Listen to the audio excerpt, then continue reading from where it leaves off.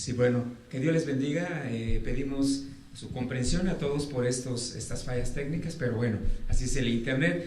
Y pues vamos a continuar a retomar este tiempo de bendición y pues entonamos un cántico para así posteriormente ya entrar al tema que hoy Dios nos tiene preparado, el tema las cualificaciones del ministro, segunda parte. Que Dios les bendiga, y nuestro hermano Adrián, hermano Israel nos llevan con una alabanza únicamente y estamos bendiciendo al Señor. Dios les guarde. Amén. Amén, amén. Vamos a entonar un canto. Dice: estamos invitados a una fiesta hermosa. Gracias a Dios. Amén. Estamos invitados a una fiesta hermosa, sublime y tan gloriosa, que no habrá otro igual. Estas son las bodas del Cordero, velozmente se acerca,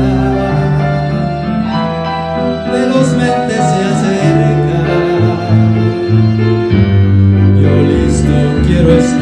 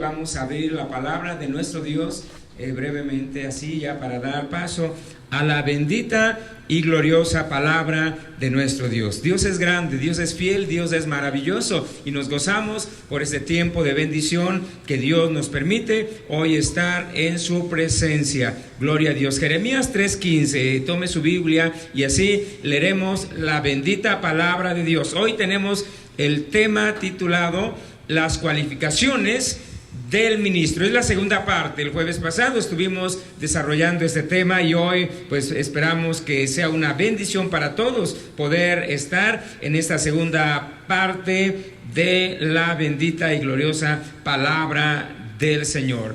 Una vez más para todos, estamos en Jeremías capítulo 3 versículo 15. Cuando tengan su Biblia ya dispuesta, bendecimos a nuestro Dios con gozo y con alegría. Alaben al Señor.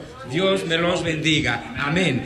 Dice la palabra del Señor así. Leo para todos para ganar tiempo en este día.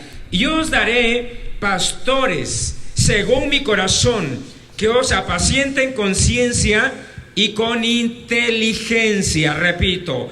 Y os daré pastores según mi corazón, que os apacienten con ciencia y con inteligencia. Dios me los bendiga. Pueden estar en sus lugares y con gozo y con alegría bendigamos a nuestro Dios para entrar en este tiempo de enseñanza bíblica. Para todos el tema, las cualificaciones del ministro, es la segunda parte, esperando que todo sea para gloria y honra de nuestro Dios. Les damos la bienvenida a usted que ya está en este lugar y a todos nuestros hermanos que también están en sus hogares. Que Dios me los bendiga rica y abundantemente. El tema, las cualificaciones del ministro, como ya lo hemos estudiado, es un tema muy importante y aprendimos que la definición son el conjunto de cualidades que un ministro posee para ejercer el ministerio en la iglesia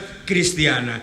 La Biblia nos habla en 1 Timoteo, que es nuestra cita base, en su capítulo 3, versículo 1 al 2, es una parte muy importante. Dice: palabra fiel, si alguno anhela o apetece obispado, pero aquí yo quiero usar esta palabra, si alguno anhela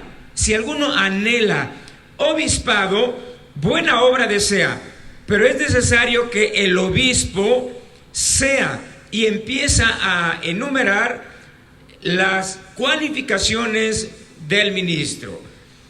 Notemos aquí que la palabra anhelar el obispado es de un trasfondo muy importante que se va a relacionar con el carácter, con la vida espiritual del ministro.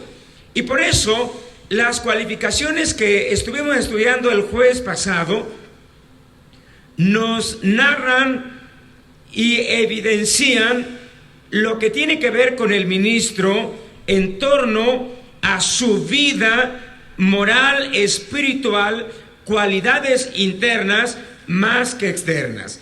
El jueves pasado hablamos de 9 cualidades. Una de ellas, que debe de ser el ministro irreprensible, marido de una sola mujer, sobrio, prudente, decoroso, hospedador, apto para enseñar, no dado al vino, no pendenciero. Estas 9 cualidades o cualificaciones son tan importantes porque realmente nos presentan a un ministro maduro, un ministro que realmente va a bendecir al pueblo de Dios. Hoy en esta noche estaremos tocando las siguientes cualidades o características o requisitos del ministro. No sé si podríamos hoy terminar estas cualidades, pero esperamos que nos vamos a ir rápidamente para avanzar. Tome nota y aprovechemos este tiempo. No codicioso de torpes ganancias, amable, no avaro, que gobierne bien su casa, que tenga a sus hijos en sujeción, no neófito, que tenga buen testimonio, honesto, sin doblez, que guarde el misterio de la fe, también sea sometido a prueba primero y así ministre.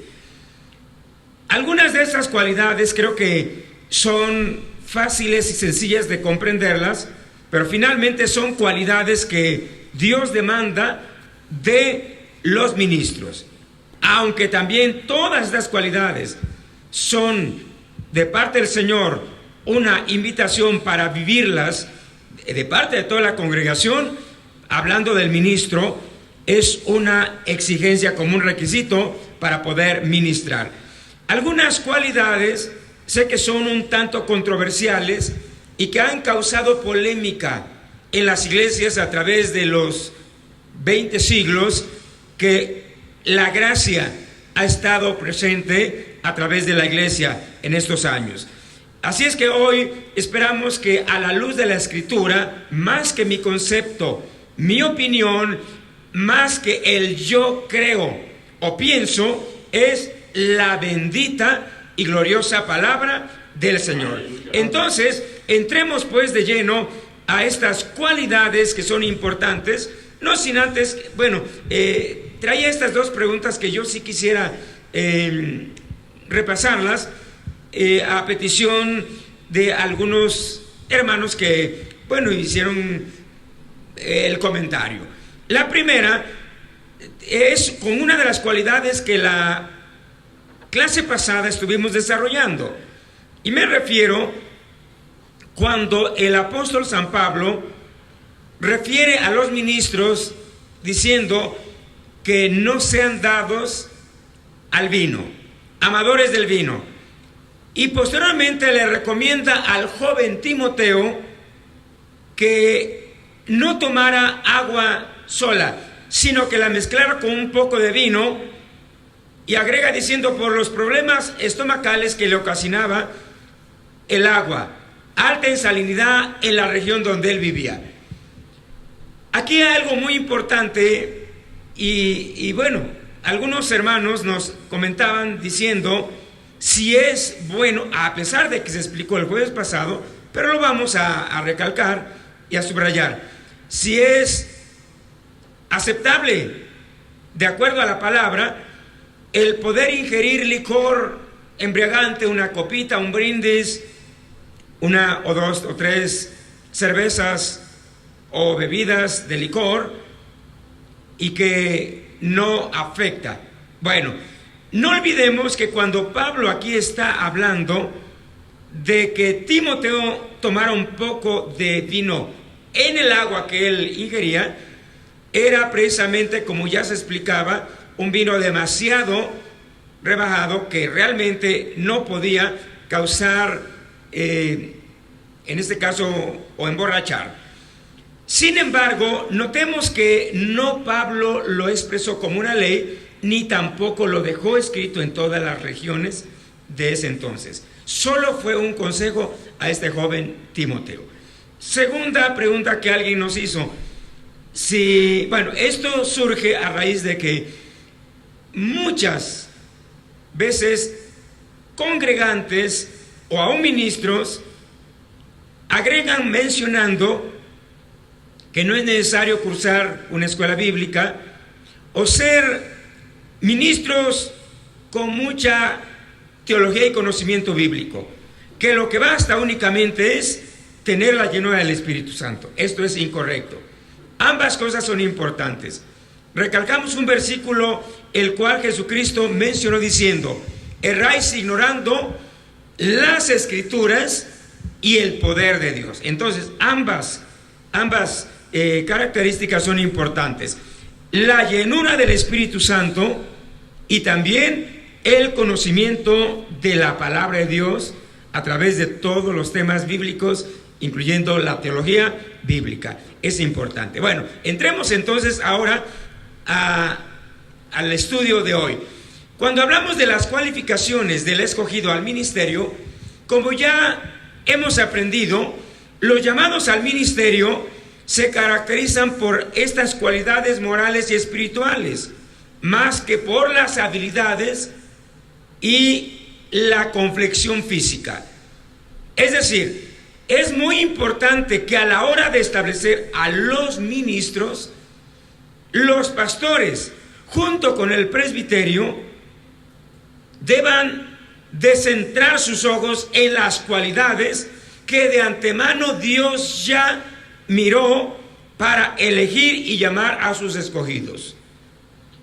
Creo que este es un punto muy importante para no caer en el error como Samuel, que era un hombre, un gran profeta, guiado por el Espíritu de Dios, pero que en su momento él centró su mirada en lo externo, en la apariencia, de tal manera que ese error que Samuel cometió, y no fue solamente en el primer hijo, uno tras otro, hasta que se acabaron todos, y solo quedaba el menor, que era David, que estaba con las ovejas.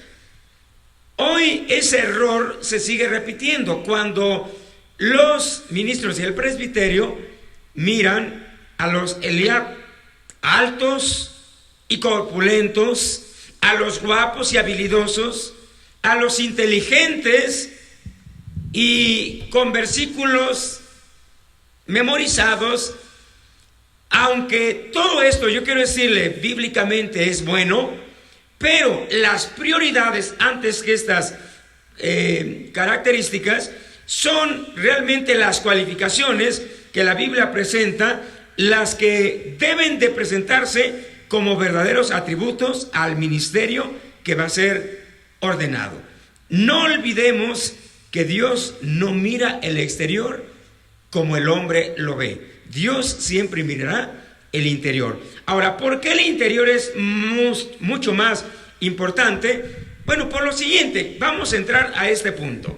En 1 Timoteo capítulo 3, versículo 1, la escritura, me estoy yendo rápido porque hay un mundo de expresiones y creo que esta tecnología y estas imágenes nos ayudan mucho para avanzar y usted puede volver a repasar este estudio.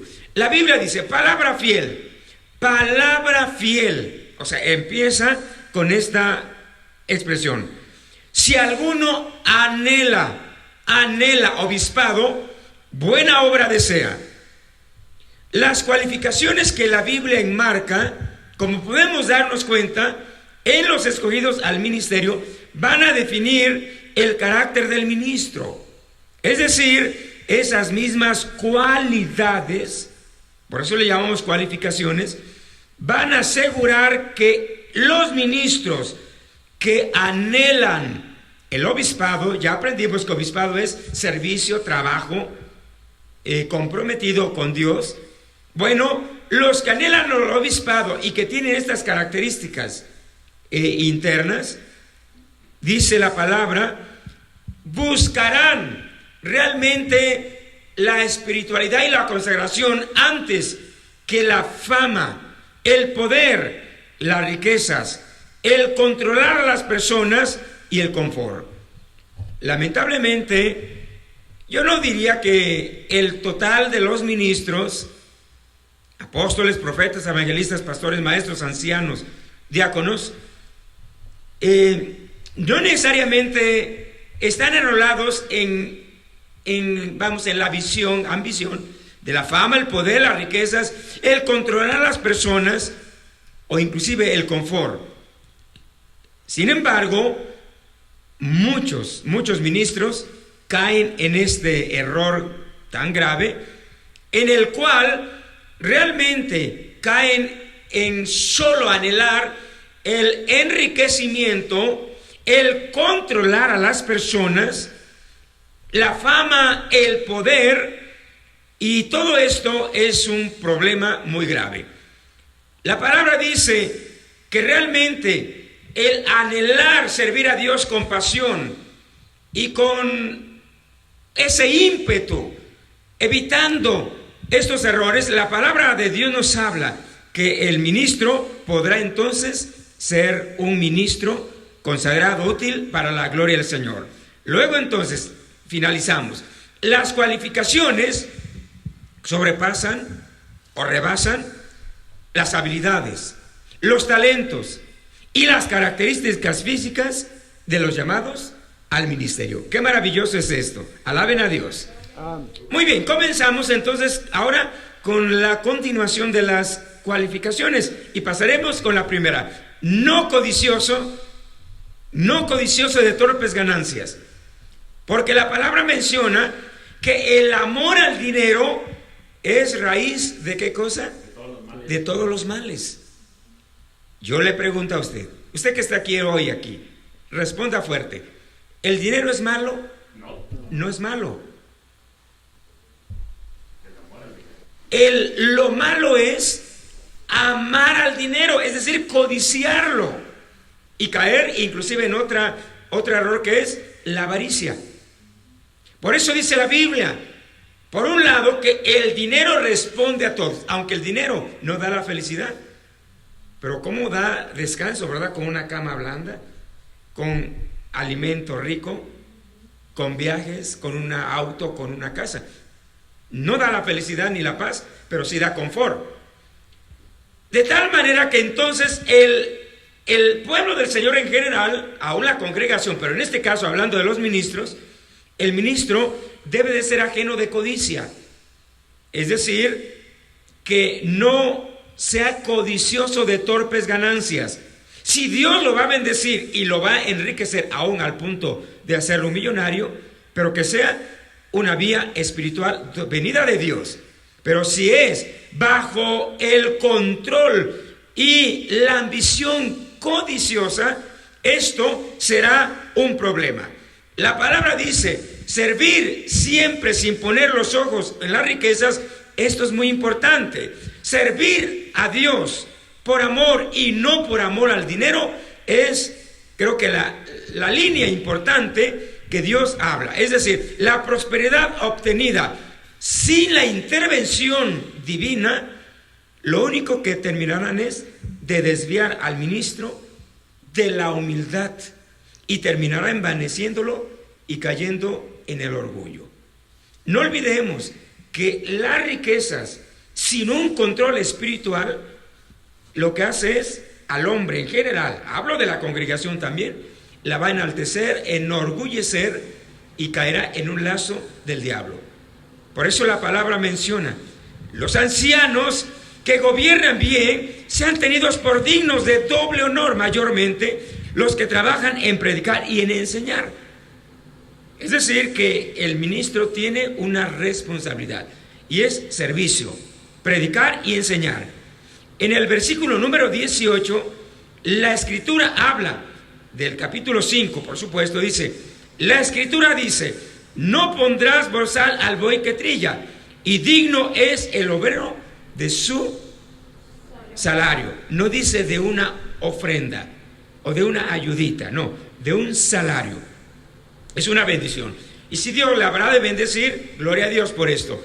Pero siempre y cuando el ministro, su consagración sea, vamos a servir a Dios, porque Jehová es su herencia, dice la palabra. Y Dios lo va a bendecir de esa forma como Dios así lo ha decretado y hablado en su palabra. De tal manera que entonces la codicia siempre será un problema para todos los que buscan a Dios, aún los que no son ministros. Pero no se diga también de los ministros. Así es que, ministros, no ser codiciosos de torpes ganancias. Bendiga al Señor. Gloria a Dios. Segunda característica. La palabra dice, no avaro. La palabra avaricia está muy relacionada también con riquezas, con bienes. Y se traduce como el afán y deseo desordenado y excesivo de hacer muchas riquezas.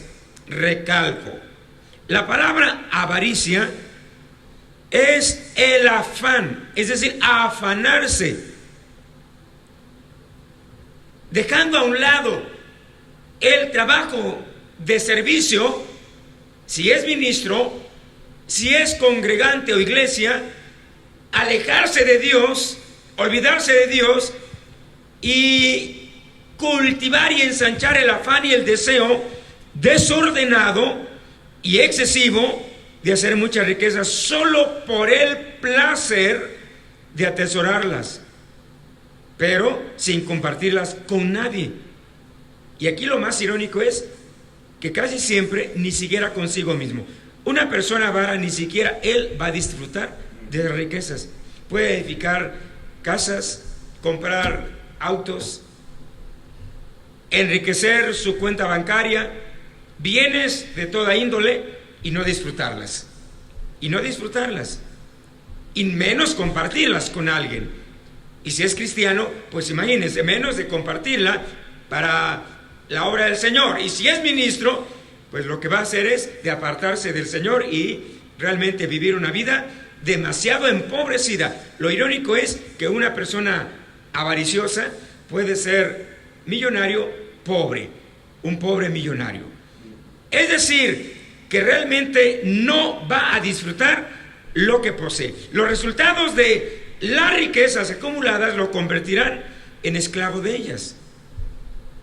Y como consecuencia, aquí se cumplirá la palabra, que servirá realmente más a las riquezas que a Dios y a la iglesia. En la Biblia nos habla que la avaricia es un pecado. ¿Qué dice Mateo 6:24? Jesús lo recalcó diciendo: ninguno puede servir a dos señores, porque aborrecerá al uno y amará al otro, o estimará al uno y menospreciará al otro. No podéis servir a Dios y a las riquezas. Entonces quiere decir que el ministro tiene que ser totalmente pobre y miserable para poder servir a Dios. No, lo que Dios aquí está diciendo es que puede el ministro ser un ministro apto para servir a Dios, ejemplar, y puede ser a la vez millonario, siempre y cuando no sea ni codicioso ni avariento. Dele la gloria a Dios. Amén. Continuamos. La siguiente característica, y esto va entrando en cuestiones muy importantes. Dice que el ministro debe de ser amable. ¿Qué tiene que ser? Repítalo fuerte. Amable. Amable. Vaya a su pantalla y mire. Aquí encontramos algo muy importante. La palabra amabilidad o amable está relacionada estrechamente con el carácter. Repito, la palabra amabilidad está estrechamente relacionada con el carácter, pero con el carácter fuerte, moldeado y gobernado por el Espíritu Santo. En Gálatas 5:16 la Escritura dice: digo pues, andad en el Espíritu y no satisfagáis los deseos de la carne. Es decir, una vida no gobernada por el Espíritu Santo será la de un cristiano, de un ministro con un carácter demasiado débil, iracundo, que realmente caiga en lazo del diablo. Por eso, cuando la Biblia nos habla que la amabilidad es una cualidad del ministro, es que la palabra ser amable se traduce como ser tierno, humilde y sensible. Esta característica creo que cabe en todos los aspectos. El esposo debe de ser amable con la esposa con el esposo, los padres con los hijos con los padres, el yerno con la suegra y el suegro, con el cuñado, con los hermanos en la fe, la iglesia con el pastor con los congregantes, con la iglesia. Es decir, ser amable es sinónimo de ser tierno, humilde y sensible.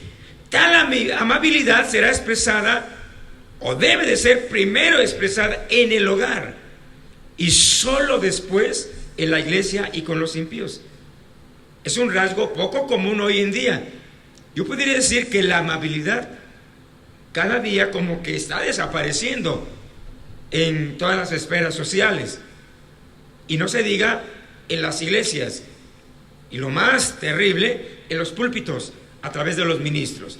Es decir, que tenemos pocos ministros amables, porque hay ministros que son más bien lo contrario de amabilidad, sería intolerantes, iracundos, ministros que se airan, con carácter débil, de tal manera que el ministro debe de exhibir esta cualidad mostrando amabilidad. Y creo que el ejemplo más grande que hoy podríamos citar es el propio Jesús. Usted vea la vida de Jesús, sobre todo los 3 años y medio. Jesús fue de carácter fuerte.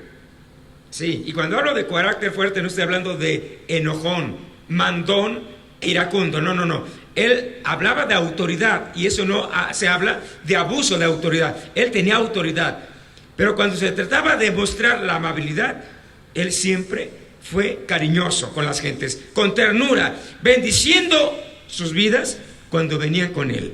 Inclusive cuando se trataba de mostrar exhortación y demás, siempre la amabilidad estuvo presente.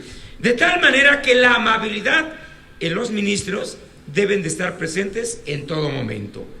Debe de ser amable siempre, capaz de controlar su temperamento y su respuesta cuando sea atacado, calumniado, acusado injustamente, o cuando se encuentra en situaciones difíciles donde debe de responder, o ya sea airado con un espíritu apacible y controlado. Es por eso que yo siempre lo había dicho y enseñado, y hoy lo quiero decir a usted, ministro, a usted llamado al ministerio, o iglesia en general.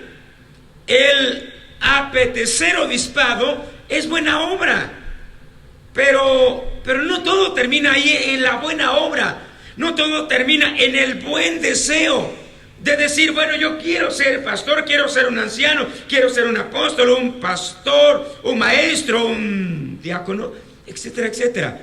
Quiero ser el que esté tras de un púlpito. Eso está bueno, es un buen deseo.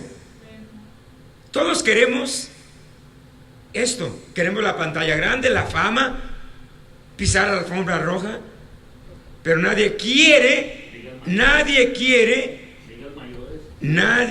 escuche esto, el rechazo. Nadie quiere el ser despreciado. Jesús, la Biblia dice que fue despreciado por su pueblo, aun sus propios hermanos. Fue acusado injustamente. ¿Se recuerda usted de Pablo, que en un solo capítulo narra todo lo que él padeció? Fue tremendo. Pues bien, eso es lo que nadie quiere, pero eso es lo que implica el ministerio. El ministerio grande no es el que está en las grandes pantallas, en los grandes estadios. Puede haber quizás en aquellos grandes estadios ministros pequeños más que grandes, porque son ministros, en vez de ser amables y consagrados, ministros que realmente no dan lo ancho, aunque por fama y por influencia tanto económica y demás, llegaría quizás a esos lugares, pero ante Dios ni siquiera aparece en la lista. A los ojos de Dios es invisible. ¿Se da cuenta de esto? Quiere decir que entonces los grandes ministros son los ministros pequeños en cuestión de grandeza, más bien de carácter. Dicho de otra manera, ministros amables, ministros que son conscientes que como ministros o como pastores, yo soy consciente que como pastor no voy a transitar por un camino de rosas. Soy consciente que no porque me esfuerce a predicar bien voy a recibir aplausos o voy a recibir dádivas. Realmente, como pastores o ministros, los ministros muchas de las veces vivirán en momentos de soledad, vivirán en tiempos de ser desechados, vituperados, burlados, acusados injustamente. Pablo, la palabra de Dios menciona que inclusive fue acusado de ladrón, fue golpeado, fue ultrajado, fue acusado en todos los aspectos y en algunos momentos fue atacado y calumniado. Y él mostró amabilidad. ¿Cómo poder defendernos como ministros cuando venga este tipo de batallas? A través de la amabilidad. Es más bendecido y poderoso lidiar con lo malo a través del amor y la amabilidad que con palabras altisonantes, porque esto lo que haría sería una guerra sin cuartel. Tito capítulo 3 versículo 2 dice que a nadie difamen, que no sean pendencieros, sino amables, mostrando toda mansedumbre para con todos los hombres. Y aquí agregaría, aunque te acusen, aunque te culpen, aunque te digan ladrón, aunque te digan que eres pecador, aunque te digan que no sirves para nada y no vales nada, pero sigue siendo amable, porque esto es algo que Dios realmente te va a honrar y te va a llevar a mayor gloria. La amabilidad debe de ser un calificativo y una cualidad del ministro. Dele gloria a Dios. Amén. Continuamos. Esto es un tanto quizás controversial. Que gobierne bien su casa. Alguien dirá, ¿pero qué tiene que ver con la casa? Si el ministro es con el púlpito. Pues no es así, señores y señoras. El ministro, la palabra de Dios habla que el hogar y la iglesia son similares, es una réplica, es un símil. Podríamos decir que para ilustrar el mover de la iglesia, el hogar es una analogía, es un símil, es lo mismo.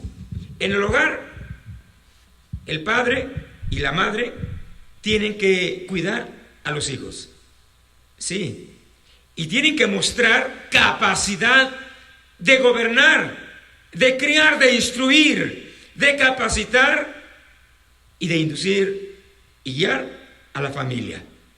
Entonces, aquí la palabra del Señor, más que Pablo, es el Espíritu mismo que está mencionando este aspecto. Dice que el que no sabe gobernar su propia casa, ¿cómo va a cuidar la iglesia de Dios? El apóstol San Pablo enfatiza los temas de autoridad y cuidado del hogar, donde el ministro, como esposo, debe de asumir el papel o su papel responsable como autoridad y cabeza del hogar. El caso si es varón, si es mujer o dama, el mismo caso, demostrar sujeción. El varón, responsabilidad como autoridad y cabeza del hogar, de tal manera que yo puedo decir que lo que se vive en el hogar será el efecto de lo que se desarrolle en la iglesia y la administración de la congregación como ministro, o en este caso como un pastor. Esto no implica que el varón como cabeza del hogar se convierta en un dictador o un mandón, vamos, hacia secas, sino que como esposo y padre asumirá sus responsabilidades como proveedor, administrador, la lista es amplia, como consejero, como ejemplo, como cuidador de su hogar. Una ocasión yo recuerdo que presentaba un acróstico. Un acróstico es que de una palabra surgen varias enseñanzas, y hablábamos de que la palabra padre se traduce como pastor, como proveedor, progenitor, como profeta, como patriarca.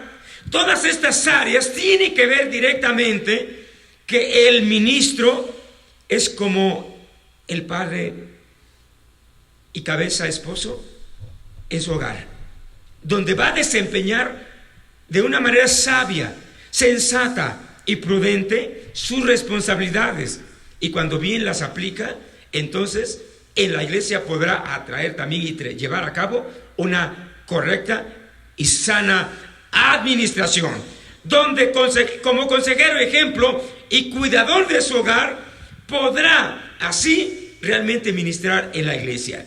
La palabra subraya que el tema de autoridad y correcta administración del hogar es considerado como un atributo del ministro para que se convierta en un buen pastor, en un buen ministro dentro de la iglesia. Todavía un poco más. Que gobierne bien su casa. El ministro debe de manifestar y acreditar una muy buena relación y competencia con su esposa y con sus hijos. ¿Se da cuenta? ¿Cómo puede haber un pastor donde la esposa no le cree y donde los hijos no le creen?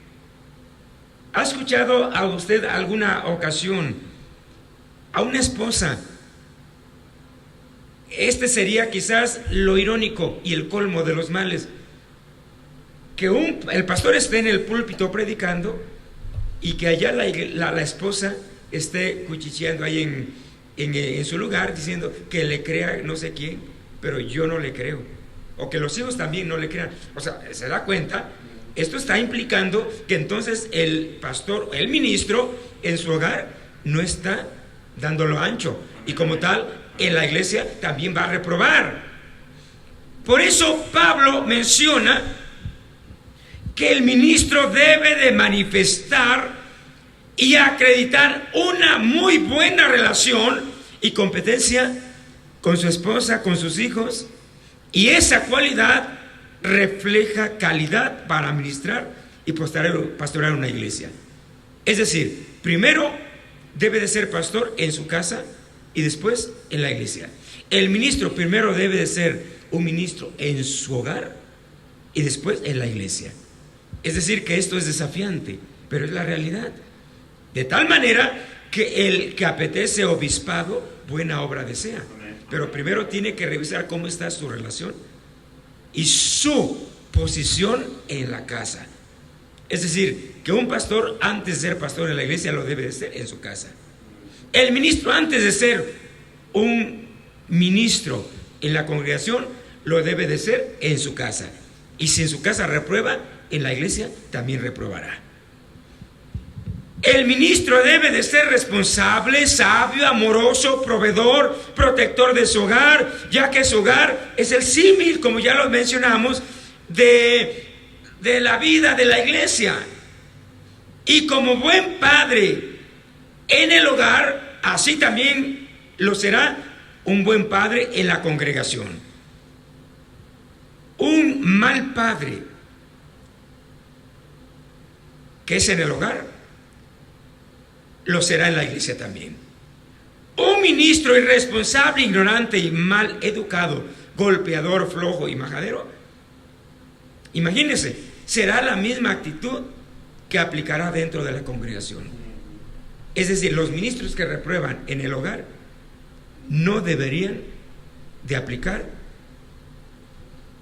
en el ministerio de la iglesia, porque no es apto para poder ministrar. Yo sé que esto es desafiante, pero esta es palabra de Dios para todos nosotros, y yo me incluyo. Alabe a Dios. Pero viene algo todavía: que tenga a sus hijos en sujeción, que aplique con sabiduría. Aquí esta parte es muy importante, y esta parte sí nos vamos a extender un poco más. ¿Ha escuchado usted alguna ocasión donde hay organizaciones eclesiásticas donde a los ministros los ponen o en disciplina, o los suspenden del ministerio cuando hay hijos no convertidos en el hogar o rebeldes? Esto está sucediendo. Ahora, ¿qué es lo que la Biblia realmente nos está enmarcando en esta área bíblica? ¿Qué es lo que sucede? ¿Puede apagar la computadora, en la mixer, por favor? Bueno, esto es muy importante. Dice que tenga a sus hijos en sujeción. ¿Qué quiere decir esto? Que aplique con sabiduría la instrucción y la disciplina a sus hijos como una responsabilidad. Repito, por favor, porque esto nos va a llevar a responder lo que hace un momento mencioné. ¿Debe de un ministro ser removido, suspendido o puesto en disciplina cuando tenga una esposa inconversa o hijos no convertidos? ¿Qué dice la Biblia? La palabra dice que tenga a sus hijos en sujeción, que aplique con sabiduría la instrucción y la disciplina a sus hijos como una responsabilidad de su perfil ministerial. Finalmente, todo esto quiero decirles que es la responsabilidad y el consejo divino que el ministro en su hogar y para con sus hijos aplique la instrucción y la disciplina con sabiduría. Pero yo preguntaría aquí, ¿el ministro debe de obligar a sus hijos a convertirse en cristianos? Eso no se puede. Es un asunto individual y personal. Su responsabilidad termina en el momento que él aplica la enseñanza, la disciplina y ejerce su autoridad como cabeza de hogar y como padre también. Esto es importante. Más allá, finalmente los hijos pasarán de ser niños. Cuando son niños, los podemos cargar. Cuando son adolescentes, ya no los podemos cargar, hermanos. Alguien dijo, tenemos que atarlos con un lazo y jalarlos, pero va a ser difícil. Después pasan a ser jóvenes, se casan y se van del hogar. Entonces, ¿hasta qué punto entra en la responsabilidad del ministro el asunto de sus hijos? Bueno, ya lo mencioné.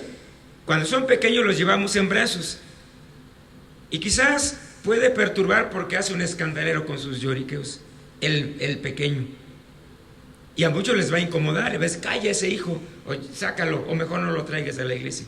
Puede ser el caso. Cuando son adolescentes se rebelan porque están en un estado cambiante. La palabra adolescencia se traduce como mozos, mocedad, la mocedad, que es el estado tan variante que va de 1 al 1000 y del 1000 a 1, donde no son ni niños, pero tampoco son jóvenes. Es un estado cambiante, muy complicado, y posteriormente será joven. Los jóvenes, ellos mismos decidirán qué caminos van a tomar, y los adultos decidirán qué destino van a elegir. De tal manera que por más, escuche, que el padre ministro o aún no ministro, porque finalmente en la iglesia se compone de familias, papá y mamá, un hijo, 2 hijos, 3 hijos, 10 hijos o más. Hay muchas familias.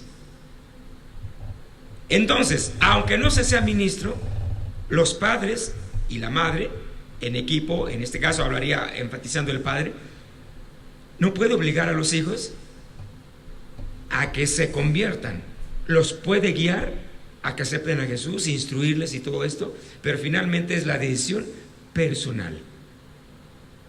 Yo fui hijo de un pastor y fui instruido en hogar, en la iglesia, por mis maestras de escuela bíblica, pero finalmente yo pasé la adolescencia, me rebelé, me fui al mundo, y a mi temprana edad, yo diría al comienzo de mi juventud, decidí voluntariamente, y no estuve a mi padre a un lado con un chicote ahí o con una cadena, ¿aceptas a Jesús o aquí te mando con Cristo? No se sucedió así.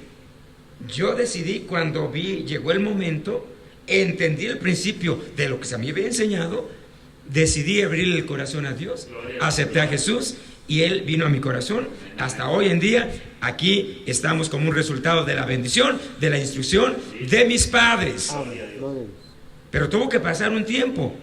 En mi caso, hasta los 16 años. Hay otros que tienen 30 años y son inconversos.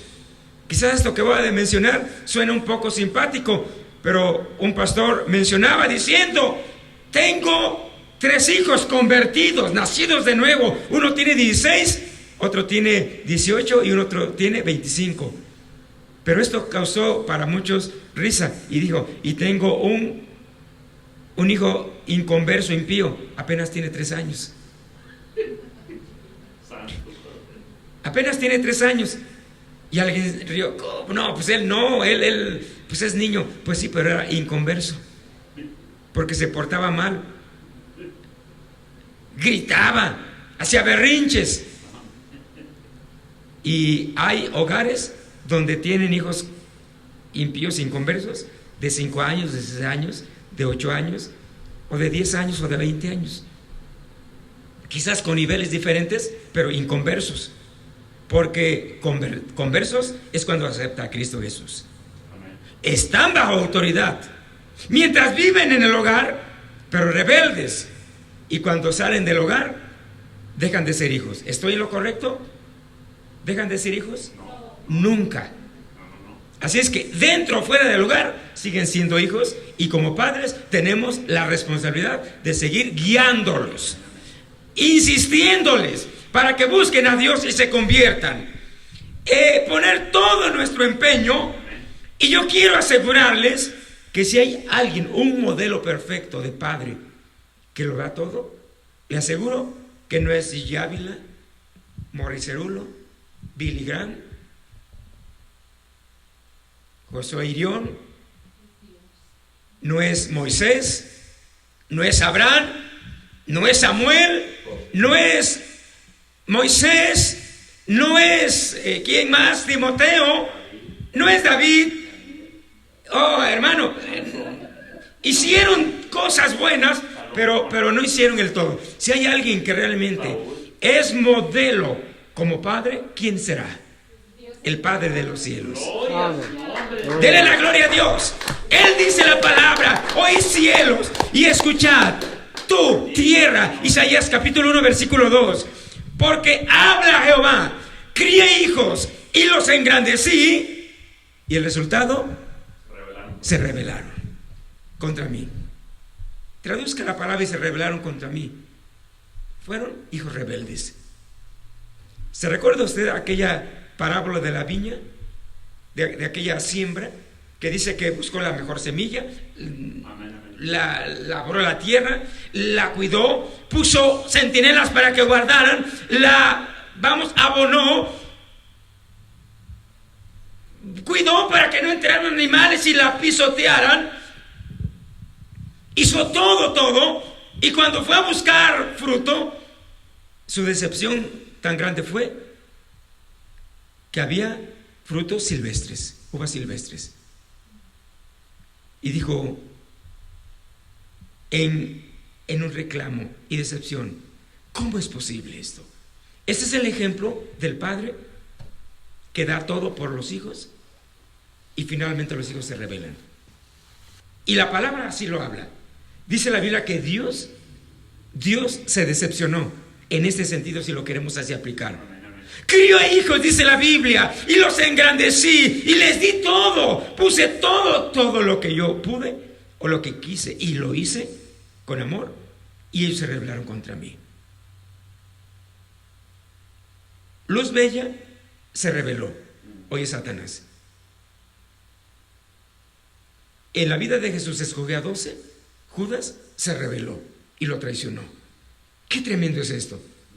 Quiere decir que entonces la expresión que tenga hijos en sujeción, notemos que la recomendación del apóstol Pablo es hijos en sujeción y no en salvación. Este es un punto muy importante que habría que observar, ya que el nuevo nacimiento es la decisión personal de cada persona a sí mismo. Es decir, que cada hijo de ministro aceptará a Jesús en su tiempo. Aunque, como es sabido, algunos se rebelan escogiendo el camino de perdición. Eso es un punto muy importante que habría que mencionar. Por ejemplo, Adán, yo aquí me haría la pregunta: ¿no haría todo lo posible por criar a sus hijos en piedad? Sí. Sin embargo, Caín se rebeló y mató a su hermano Abel. David, yo preguntaría, ¿se esforzaría por enseñarles? Aunque con el ejemplo llegó un momento que él fracasó porque cometió pecado, pero él, aún con todo eso, era un hombre santo, puro y con un corazón conforme a Dios. La palabra dice que finalmente Absalón se rebeló. Y Jonathan,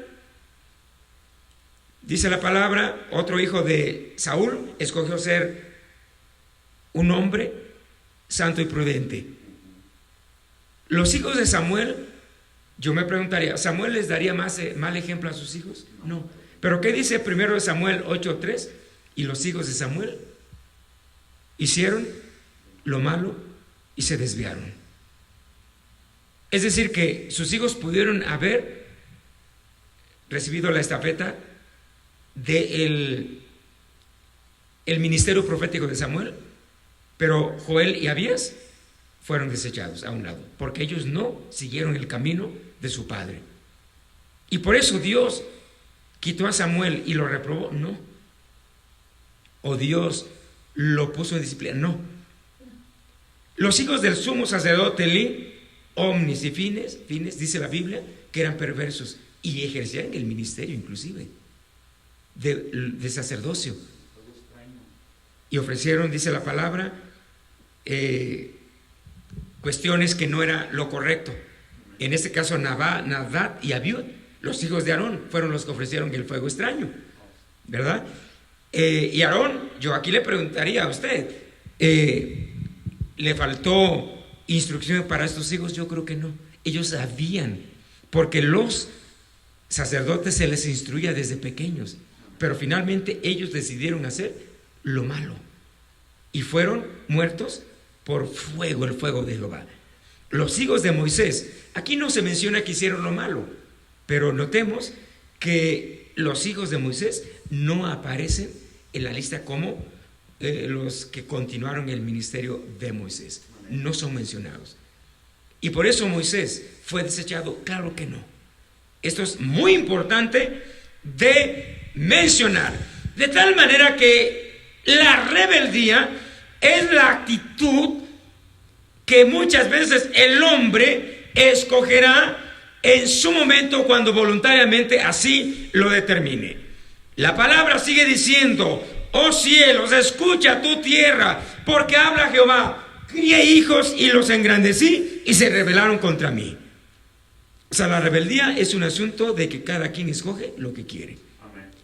Puede ser un padre santo, piadoso, dispuesto, honorable, que instruya, se desviva y desvele instruyendo a sus hijos, pero finalmente uno o dos de ellos escogerá ser rebelde, impío y mundano, aunque la semilla está sembrada, y muchas de las veces a la postre estos hijos se convierten y profesan el ministerio, como ha sucedido, y ejemplos muy claros y marcados.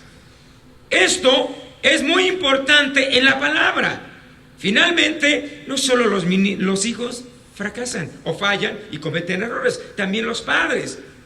Noé se emborrachó, Jacob suplantó y mintió, Lot cometió incesto, Saúl se rebeló, Jonás desobedeció, Pedro negó a Jesús, Abraham mintió, Moisés desobedeció, David adulteró, Sansón adulteró, Tomás fue incrédulo, Pablo se echó un pleito con Bernabé o con otro más porque era de un temperamento tremendo. Quiere decir que entonces, hermano, vamos a poner a todo mundo en disciplina o a suspenderles. Yo creo que no.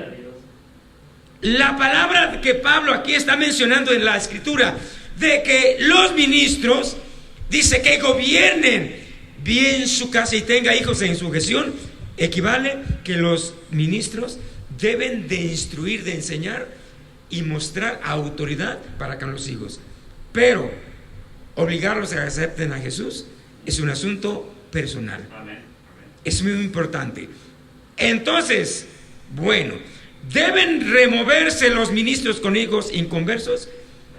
Esto sería un grave problema. Ya lo explicamos con ejemplos vividos y del pasado. En cada hogar en la historia bíblica y en la vida contemporánea habrá hijos justos así como hijos rebeldes. Es muy difícil que en cada hogar todos los hijos sean cristianos, obedientes y salvos, pues cada uno de ellos, sea solteros o casados, decidirán qué caminos tomar. Si aplicáramos en cada ministro suspenderlos, removerlos o disciplinarlos, porque sus hijos no son salvos o obedientes, las iglesias se quedarían sin pastores, los púlpitos quedarían vacíos, porque tendríamos que quitar y reprobar a Adán, a Moisés, a Samuel y a muchos hombres aún contemporáneos de la gracia y del asunto neotestamentario. Y si hablamos en la época contemporánea, si aplicáramos esto, sería imposible los ministros, todos dejarían de ministrar. Todos deberían de venir presentando su renuncia. Porque todos, de alguna manera, o son rebeldes, o algunas veces no rebeldes, pero sí cometen algún desliz o un pecado, y no por eso se va a quitar a medio mundo. Aquí quizás uno de los problemas es que algunas veces se aplica algún versículo mal. Por ejemplo, yo escuché a un ministro que decía, sí, al ministro se le debe de suspender y poner en disciplina, es de quitarlo del ministerio. Y citó Levíticos 21:9. Dice, y la hija del sacerdote, si comenzare a fornicar a su padre, deshonra, quemada será al fuego. Pero aquí no dice que el padre va a quitar, que lo deshonra, es cierto, es una citación. En Ezequiel 18:20 sí lo va a avergonzar, pero pues él debe de tratar de corregir, de ayudar y de seguir adelante. En Ezequiel 18:20 la palabra dice, el alma que pecare esa morirá. El hijo no llevará el pecado del padre, ni el padre el pecado del hijo. La justicia del justo será sobre él, y la impiedad del impío será sobre él. ¿Sobre él quién? Sobre el que peca. Esto es muy importante. Hombres que hicieron historia y tienen hijos rebeldes, impíos inclusive. Uno de los muchos errores son que la iglesia quiere ver en los hijos de los ministros o del propio pastor el mismo perfil que el de su padre, el ministro.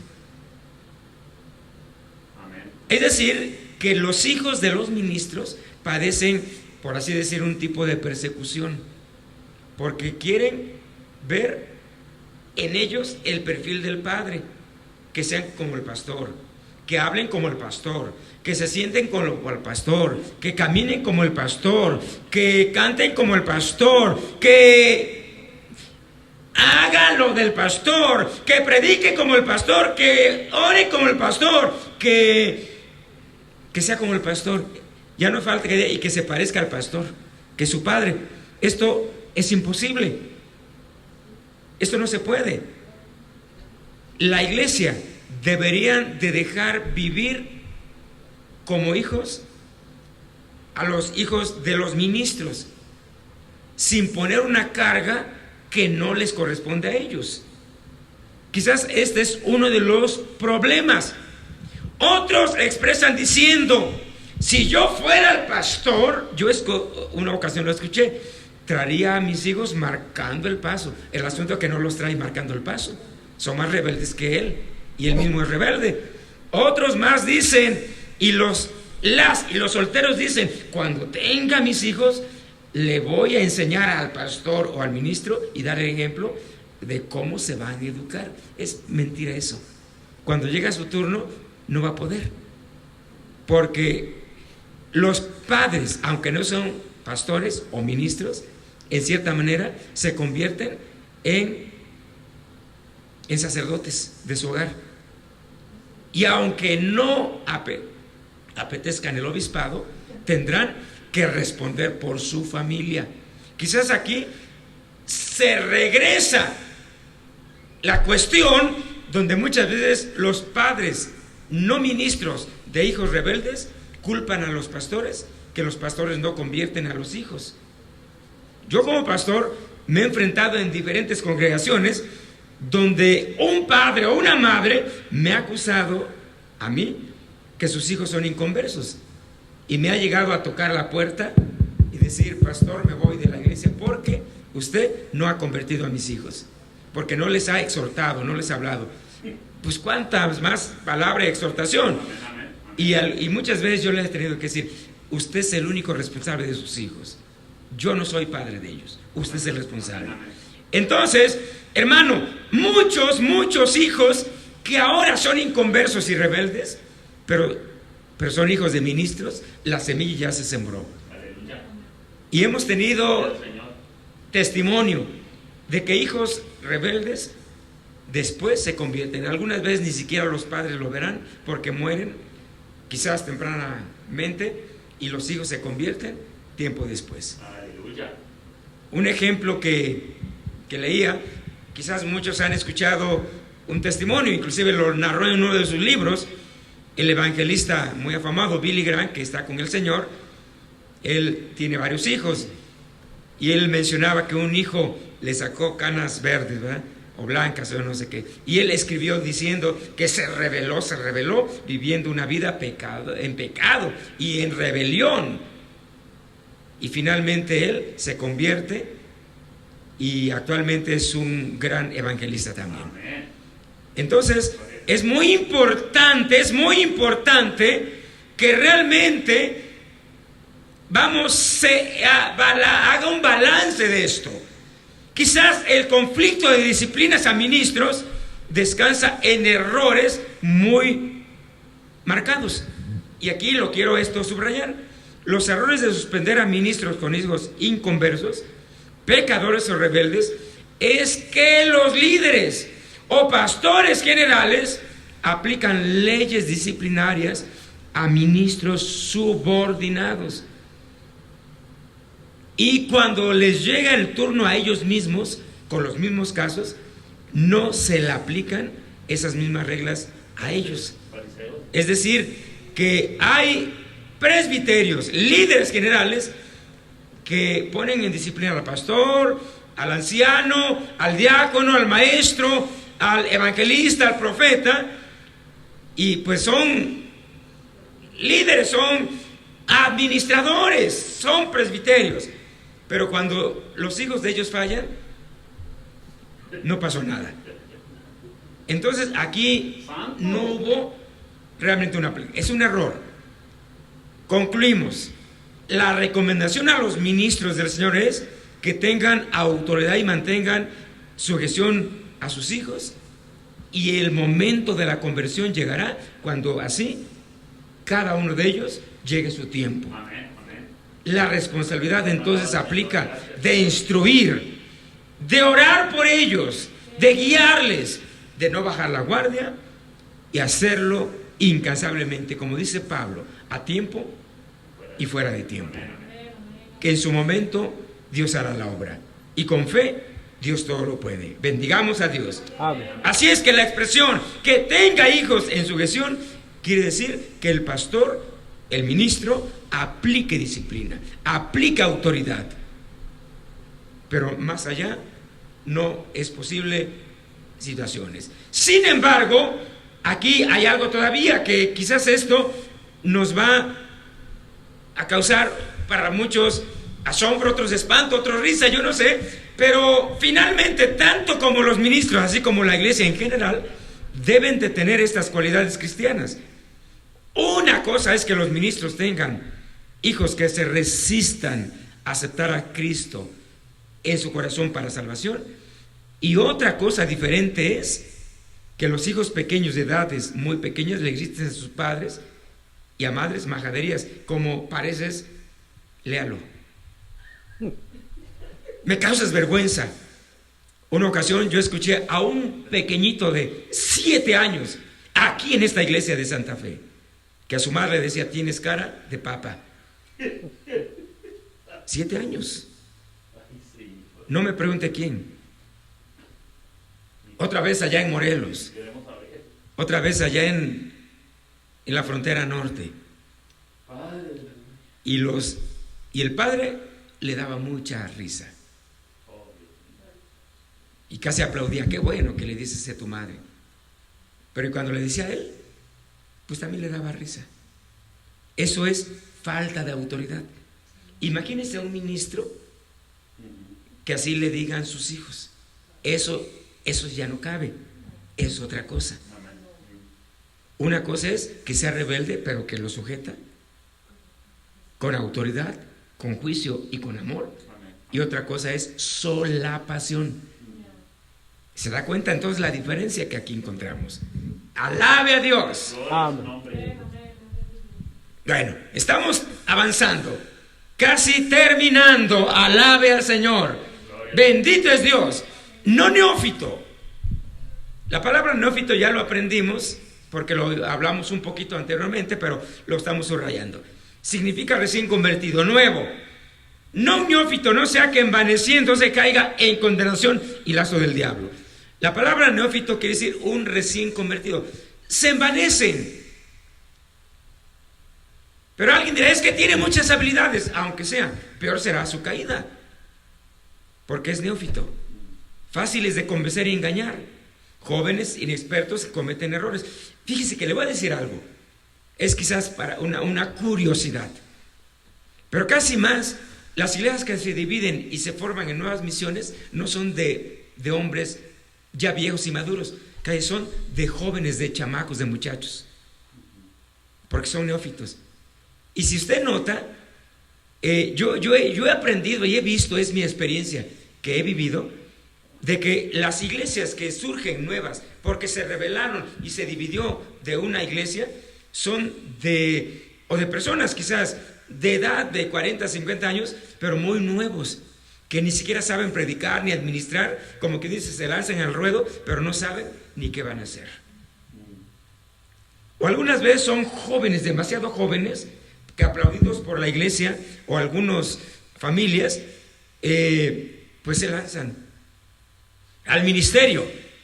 No poseen discernimiento, les atraen las cosas novedosas, fábulas, cuestiones que no están en la Biblia. Y finalmente, la palabra de Dios nos habla que los neófitos no pueden ni deben de ser establecidos, tienen que ser instruidos. Aquí encontramos un ejemplo bíblico. Los discípulos de Jesús fueron instruidos antes de ser probados y establecidos. Pablo no comenzó su ministerio, ¿sabía esto?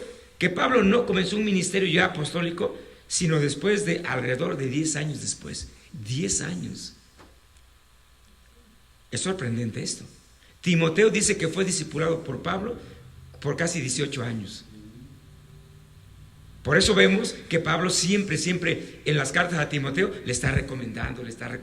Ninguno tenga en poco tu juventud, pero sé ejemplo de los fieles. Y así dice, como te dejé allá. Y bueno, le da ejemplos.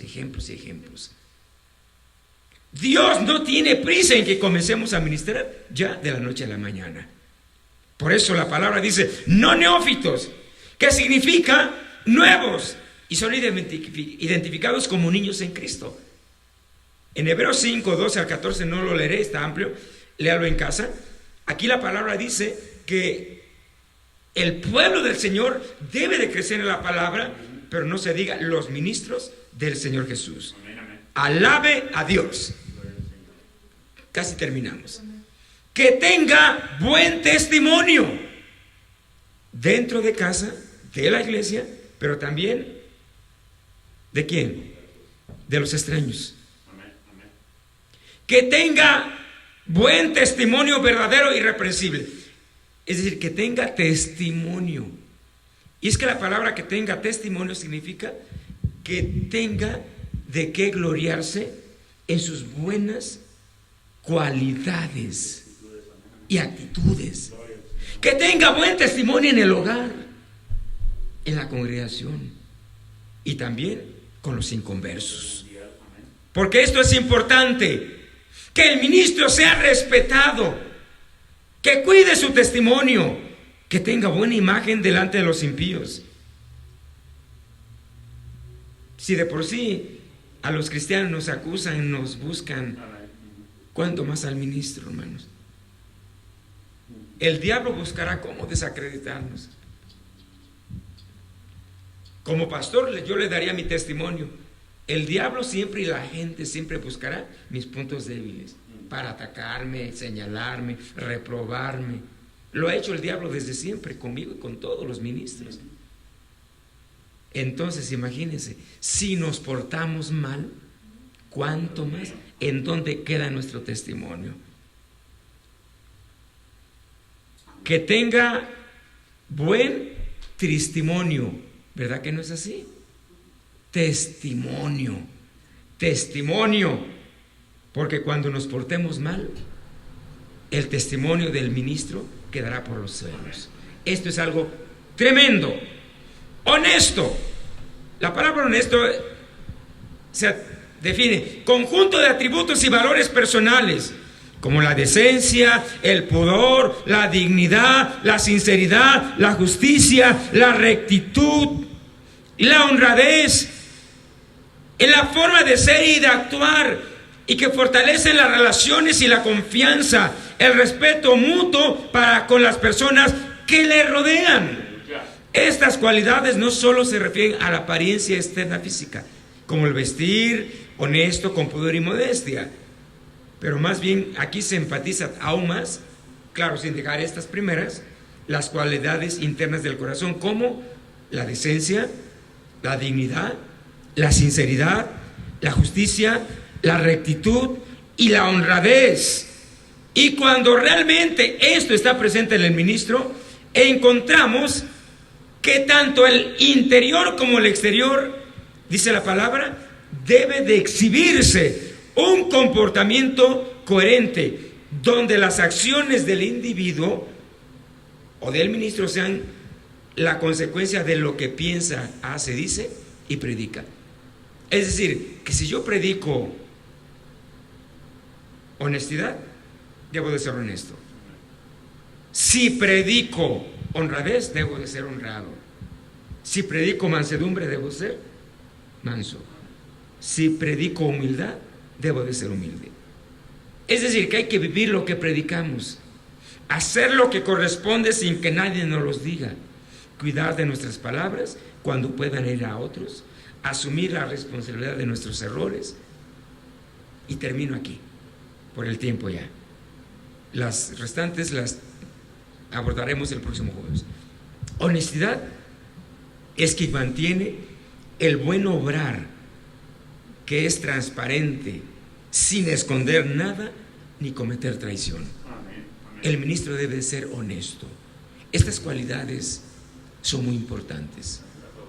Y cuando el ministro vive estas cualificaciones, su vida será un éxito. Y el éxito se dimensionará no tanto por el tamaño de una congregación, sino por la expansión del tiempo y de la autoridad en su ministerio. Porque ya lo dije al principio, puede haber ministros que estén en grandes estadios, pero a los ojos de Dios son invisibles, porque no cualifican en estas calificaciones de cualidades. Oremos a Dios puestos de pie. Padre que estás en los cielos, en esta hora te doy gracias, Padre, por la palabra tuya. Te pido, Dios, que bendigas en este momento, oh Dios, la vida de tu pueblo. Que en esta hora, oh Dios mío, podamos vivir una vida, oh Dios, siempre en bendición, caminando conforme a la palabra tuya. Siempre, oh Dios mío, acrecentando el conocimiento, oh Padre, la sabiduría, pero sobre todo el saber espiritual, la vida, oh Padre, del carácter, oh Dios, unido en la armonía con tu Espíritu Santo. Oh, mi alma te alaba y te bendice, y te doy toda la gloria y toda la alabanza en esta hora, porque estás con nosotros en este momento. Yo te pido, Dios, que nos ayudes para vivir y mantenernos firmes siempre en tu palabra y en tus caminos. Gracias en el nombre de Jesús. Amén, Señor.